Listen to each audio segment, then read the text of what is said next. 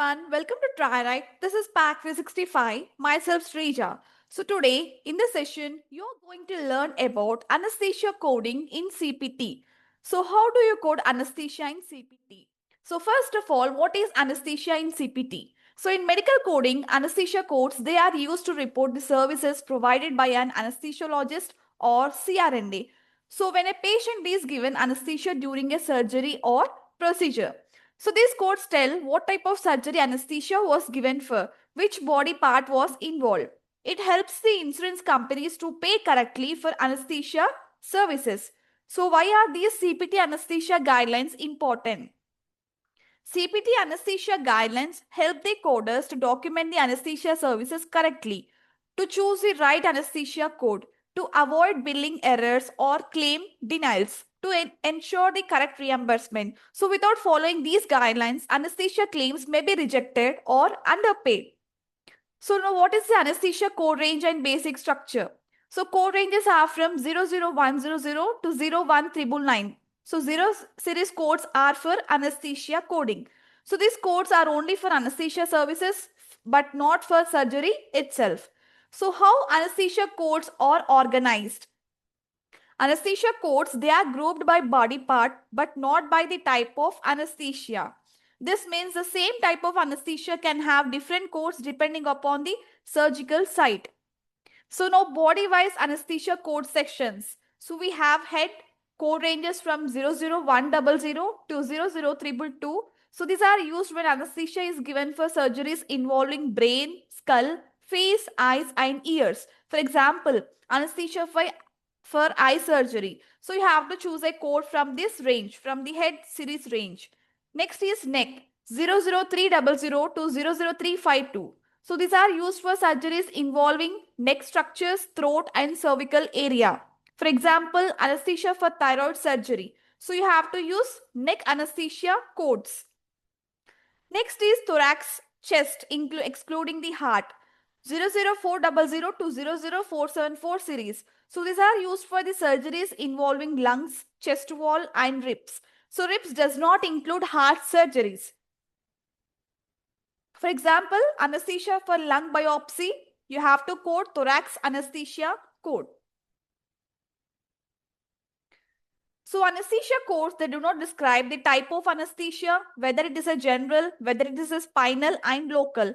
So it describes the time spent. So how much time is reported separately and the surgical procedure itself. So they only describe where the surgery is performed.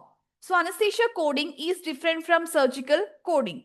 Surgical CPT codes always describe what surgery was done, whereas anesthesia CPT codes describe anesthesia for that surgery. So both are billed separately. So anesthesia services, they also use physical status modifiers P1 to P6, time units and qualifying circumstances. Example, emergency, age, etc. So these are added later. Next series is heart and pericardial area. So after head, neck and thorax, anesthesia CPT codes continue based upon other body parts. So head and pericardial area codes ranges are from 00500 to 00580.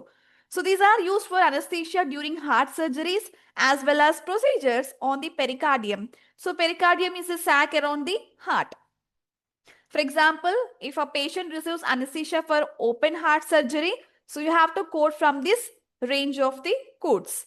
So next is spine and spinal cord. The code ranges are 00600 to 00670. So this is used for the procedures involving cervical, thoracic or lumbar spine and also spinal cord surgeries. For example, anesthesia for spinal fusion surgery.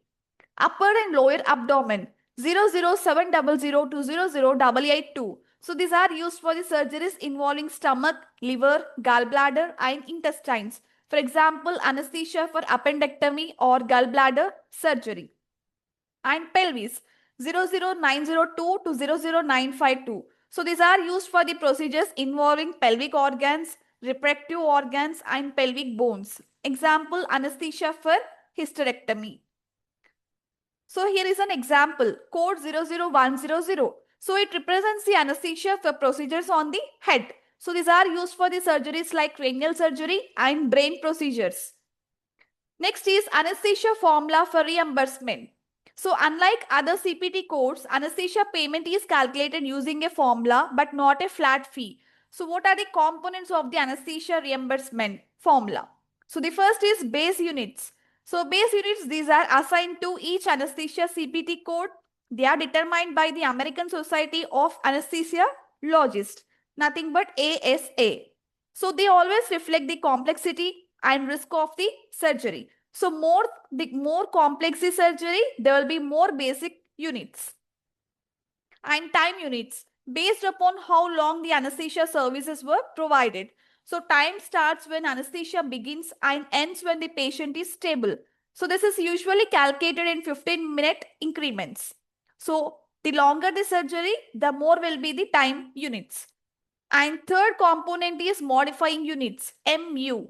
So these are the extra units added for special situations such as emergency surgery, patient's physical status P1 to P6, and extreme age, that is very young or elderly.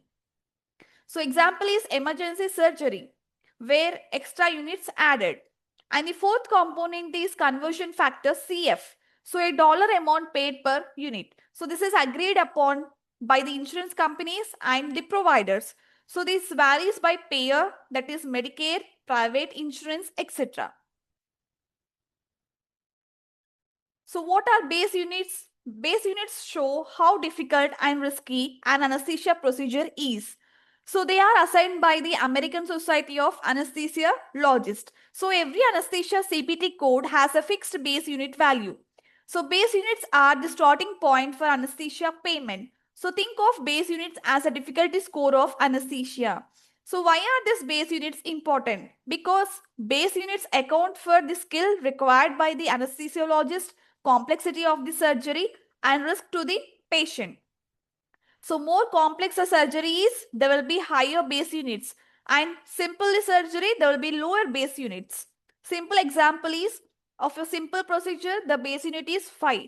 If there is a complex procedure, the base unit will be 15. So this does not depend upon the time, but only on the procedure complexity. So now, who decides the base units? So generally, base units are standardized by ASA. So they are the same nationwide. Insurance companies use them to calculate the payment. So coders do not choose base units. They are already assigned. So base units are fixed for each anesthesia CPT code and they do not change with the time. So time is calculated separately using the time units. So higher the base units, higher the risk for the surgeries. So higher risk surgeries, for example, surgery for heart, brain, spine. So these are very higher risk surgeries. So it has higher base units.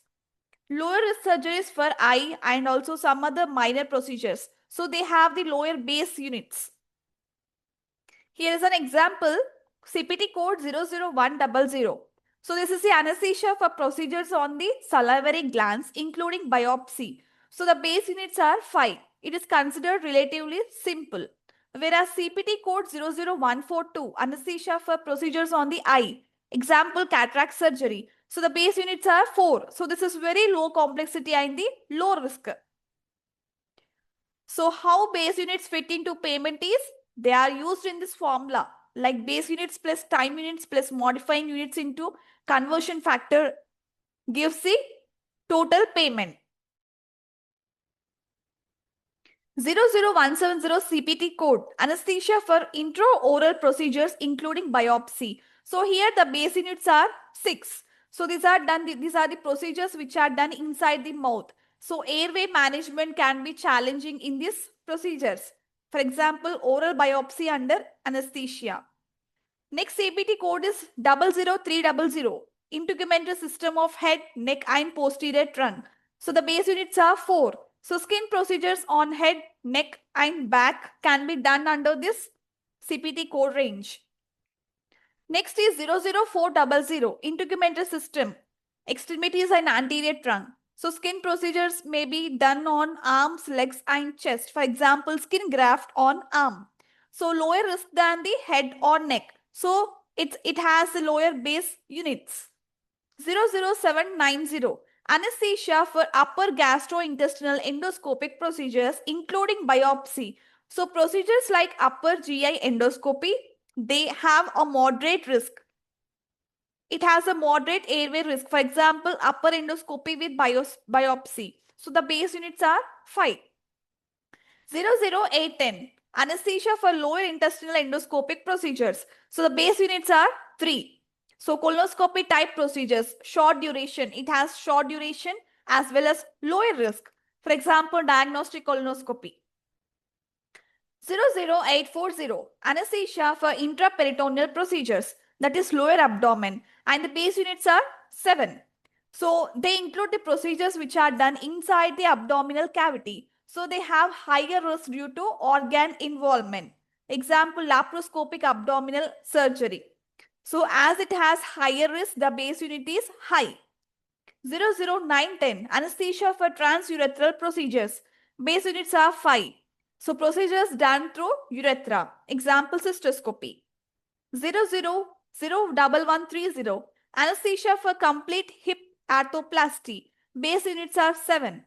Major orthopedic surgery. So they include longer duration as well as some blood loss. For example, total hip replacement. 01210. Anesthesia for total knee arthroplasty. So basic units are 8. So this is very complex orthopedic surgery. It has more manipulation and time. So for example, total knee replacement. 01400. Anesthesia for open procedures on the knee joint. So base units are 6. Open surgery but less complex than total replacement. For example, open knee repair. 01810. Anesthesia for closed procedures on the humeral shaft. So the base units are 5. It includes procedures on the upper arm. So it is closed. There is no large incision and hence it has a moderate risk. For example, closed reduction of the humerus fracture.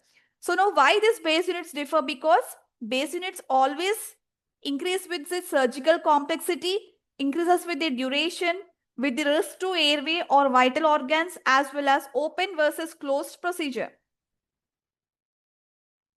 And next code is 01967. Anesthesia for neuraxial labor analgesia or anesthesia for planned vaginal delivery.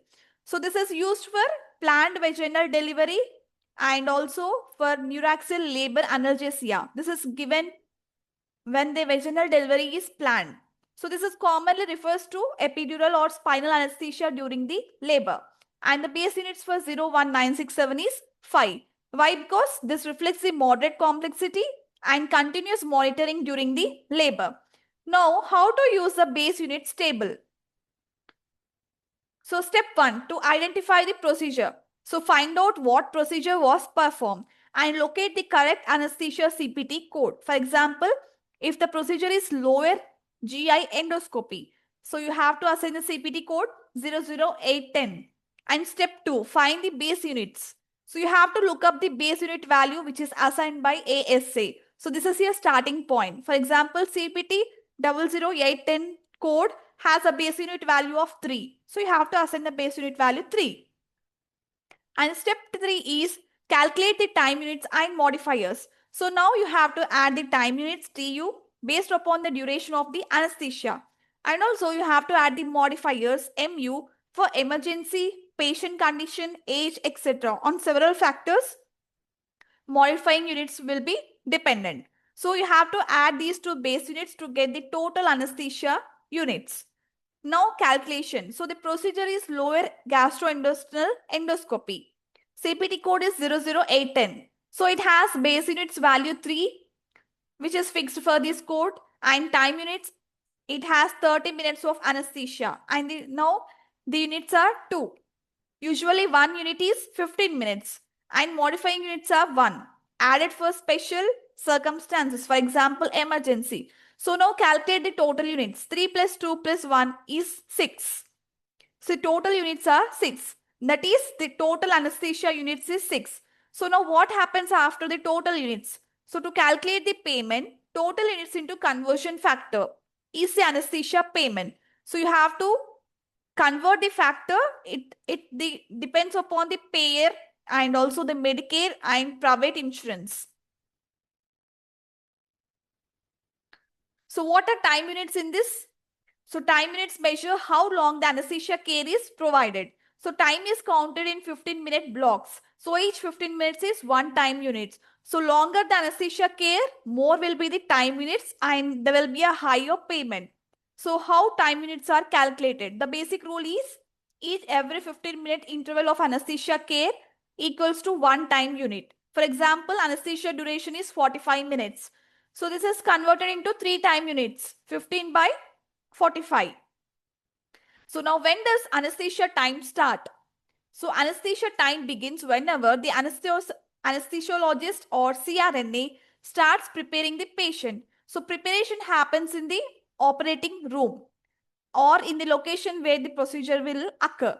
So what counts as preparation? Preparation includes setting up the monitors, for example, BP, ECG, oxygen, etc., giving pre-anesthesia medications and any task that requires direct patient contact. So the provider must be physically present. For example, start time example is if the anesthesiologist begins the patient preparation at 8 a.m. So anesthesia time starts at 8 a.m. So when does anesthesia time end? So anesthesia time ends when the anesthesiologist or CRNA is no longer personally attending the patient. So the patient is stable and safely transferred to recovery. So which is not counted? Routine post-anesthesia monitoring without the provider presence. So you have to always follow the anesthesia start and end rules but not the surgery time. So what does end time include? So end time always includes entire anesthesia care, continuous monitoring, and from induction of anesthesia until the patient no longer needs constant anesthesia provider care. So provider must be present and responsible during this time. So when does anesthesia time end? Anesthesia time always ends at the moment of safe handoff to PACU or recovery staff. So anesthesia provider hands over patient at 9:15 a.m. Anesthesia time ends at 9:15 a.m. So what is a full time calculation example? So here it is given start time is 8 a.m. and end time is 9:15 a.m. So total time is 75 minutes. So 75 minutes is converted to time units. So we get 5 time units. So what does not count as anesthesia time? Routine PSCU monitoring by the nurses or time after the anesthesiologist leaves the patient or surgeon's closing time if anesthesia care has already ended. So time units, they are measured in 15 minutes increments, recorded from start time to end time and used in anesthesia payment calculations. So next is modifying units. So these are added for patient condition. So ASA physical status modifiers P1 to P6 and age extremes, whether the age is very young or elderly cases, emergency cases, as well as special qualifying circumstances. And here is the anesthesia calculation formula. So B stands for base units, T stands for time units, M stands for modifying units. So base units plus time units plus modifying units into conversion factor gives the anesthesia payment formula.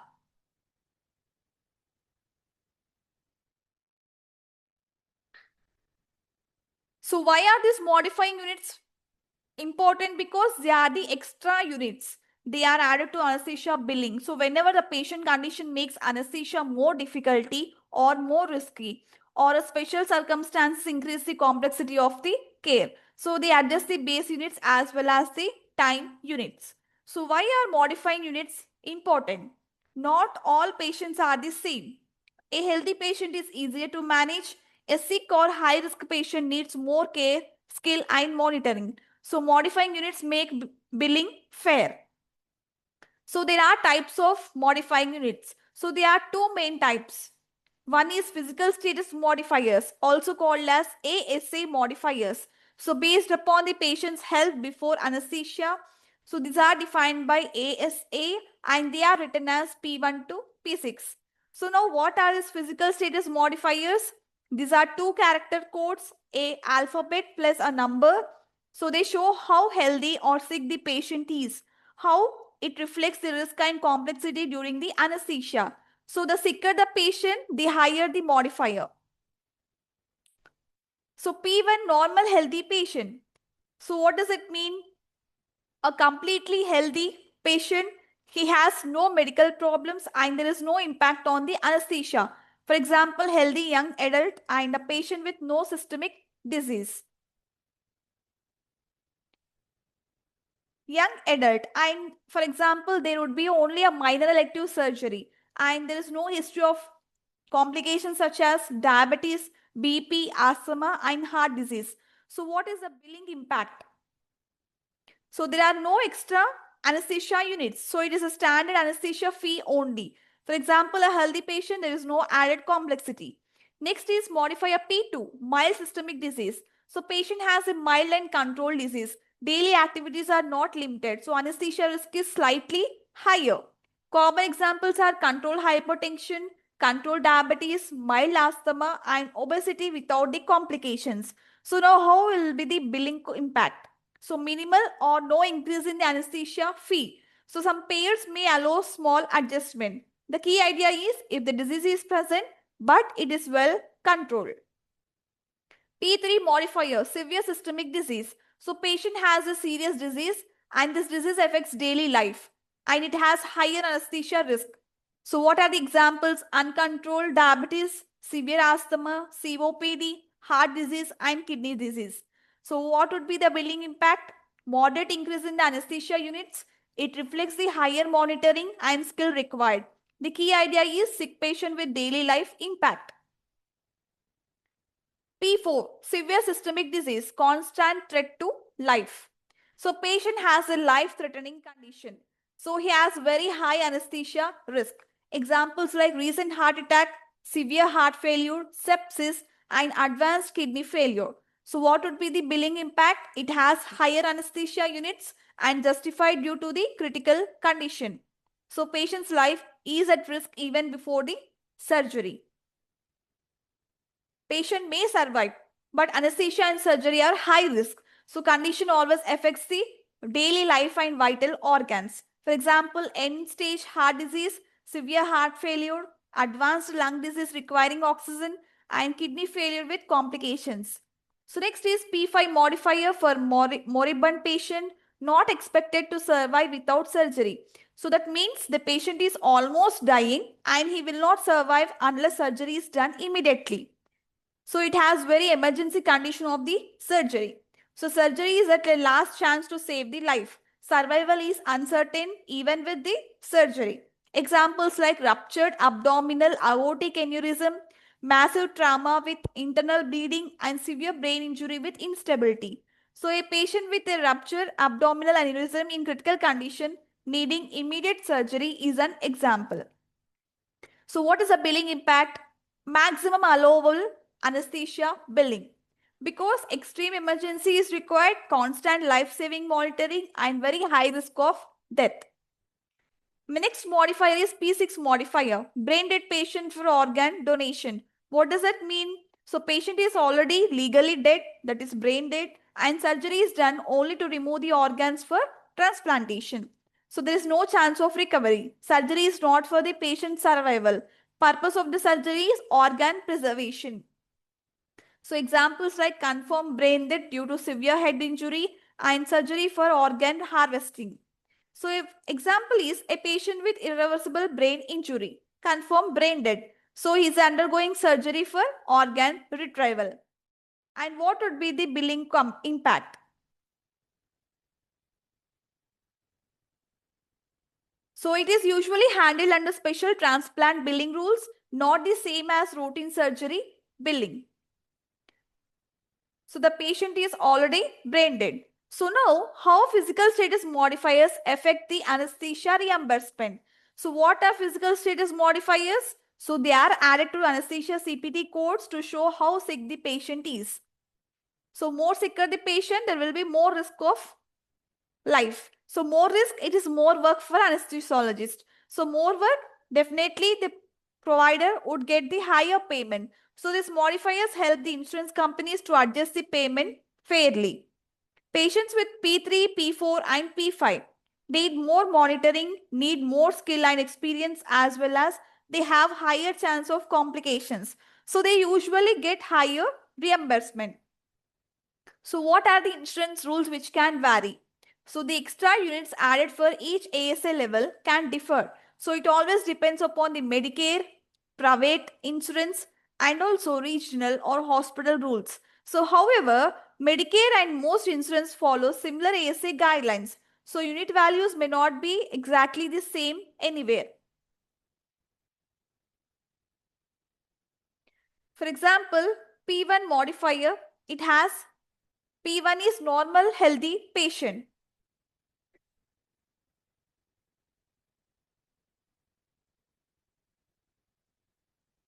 So this P modifier always show how sick a patient is before anesthesia. So P1 modifier has 0 units. Whereas coming to P2 modifier, a patient with mild systemic disease, he has 0 units. So the patient has a small health problem, but it is well controlled. Example, controlled diabetes, mild asthma, and controlled high blood pressure. So why 0 units? Because risk is only slightly higher than normal. So there is no extra anesthesia effort needed.